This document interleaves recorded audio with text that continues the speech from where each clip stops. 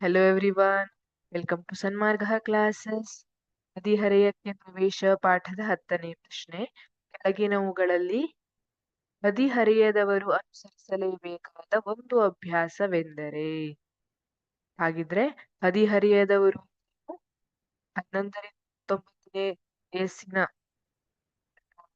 ಅವರನ್ನ ಹದಿಹರೆಯದವರು. ಈ ಸಂದರ್ಭದಲ್ಲಿ ಕೆಲವೊಂದು ಪ್ರೌಢಾವಸ್ಥೆಯ ಲಕ್ಷಣಗಳು ಕಂಡು ಬರುತ್ತವೆ. ಎತ್ತರದಲ್ಲಿ ದಿಢೀರನೆ ಹೆಚ್ಚಾಗಬಹುದು.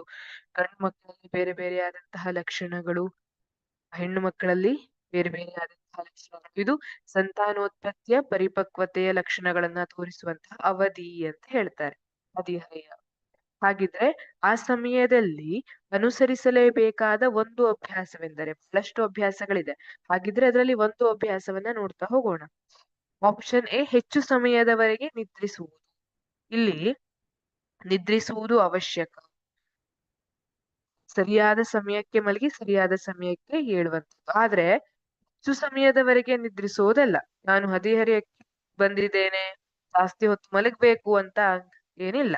ಗೊತ್ತಾಯ್ತಾ? ಹಾಗಾಗಿ ಆಪ್ಷನ್ ಎ ತಪ್ಪಾದ ಉತ್ತರ. ಆಪ್ಷನ್ ಬಿ, ದೇಹದ ಉತ್ತಮ ಬೆಳವಣಿಗೆಗೆ ಕೃತಕ ಪೋಷಕಾಂಶಗಳನ್ನು ಸೇವಿಸುವುದು. ದೇಹದ ಉತ್ತಮ ಬೆಳವಣಿಗೆ, ದೇಹ ಒಳ್ಳೆಯ ಬೆಳವಣಿಗೆಯನ್ನು ಹೊಂದಬೇಕಾಗಿ ಕೃತಕ ಪೋಷಕಾಂಶಗಳನ್ನ ಸೇವಿಸುವಂತದ್ದು ಇಲ್ಲ. ಇದು ತಪ್ಪಾದ ಉತ್ತರ. ನೈಸರ್ಗಿಕವಾಗಿ ಸಿಗುವಂತಹ ಪೋಷಕಾಂಶಗಳೇನಿದೆ ಅದನ್ನ ಮಾತ್ರ ಸೇವಿಸುವಂತದ್ದು. ಆಪ್ಷನ್ ಸಿ, ವೈಯಕ್ತಿಕ ಸ್ವಚ್ಛತೆಗೆ ಹೆಚ್ಚು ಆದ್ಯತೆ ನೀಡುವುದು. ಸರಿಯಾದ ಉತ್ತರ. ಈ ಸಮಯದಲ್ಲಿ ನೀವು ಗಮನಿಸ್ತಾ ಹೋಗ್ಬೇಕು. ಹಾಗೆಂದ್ರೆ ಈಗ ಬೆವರುವಂತಹದ್ದು ಜಾಸ್ತಿ ಆಗ್ತದೆ. ನಿಮ್ಮ ಮೊದಲಿನ ಏನು ವಯಸ್ಸಿತ್ತಲ್ಲ, ಆ ಅವಧಿಗಿಂತ ಈ ಅವಧಿಯಲ್ಲಿ ಬೆವರುವಂತದ್ದು ಜಾಸ್ತಿ ಆಗ್ತದೆ.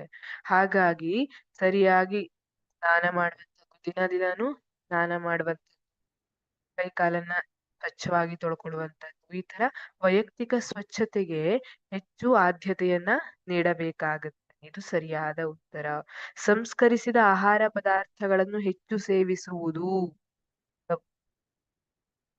ಪ್ಯಾಕೆಟ್ ಫುಡ್ಸ್ ಎಲ್ಲ ಇರ್ತಾವಲ್ಲ, ಅವುಗಳನ್ನ ಹೆಚ್ಚು ಸೇವಿಸುವುದು, ಅದು ತಪ್ಪಾದ ಉತ್ತರ. ಇನ್ಸ್ಟಂಟ್ ಫುಡ್ಸ್ ಎಲ್ಲ ಇರ್ತಾವಲ್ಲ, ಅದನ್ನೆಲ್ಲ ಸೇವಿಸಬಾರದು. ಗೊತ್ತಾಯ್ತಾ? ಯಾವುದು ನೈಸರ್ಗಿಕವಾಗಿ ಸಿಗ್ತದಲ್ಲ, ನೈಸರ್ಗಿಕವಾಗಿ ಯಾವುದು ಗ್ರೋ ಆಗಿರ್ತದಲ್ಲ, ಬೆಳೆದು ಮಾಗಿರ್ತದಲ್ಲ, ಅಂತಹ ಹಣ್ಣುಗಳಿರ್ಬಹುದು, ಕಾಳುಗಳಿರ್ಬಹುದು, ಮೊಳಕೆ ಕಾಳುಗಳು, ಡ್ರೈ ಫ್ರೂಟ್ಸ್, ಇದನ್ನೆಲ್ಲ ತಿನ್ನುವಂಥದ್ದು.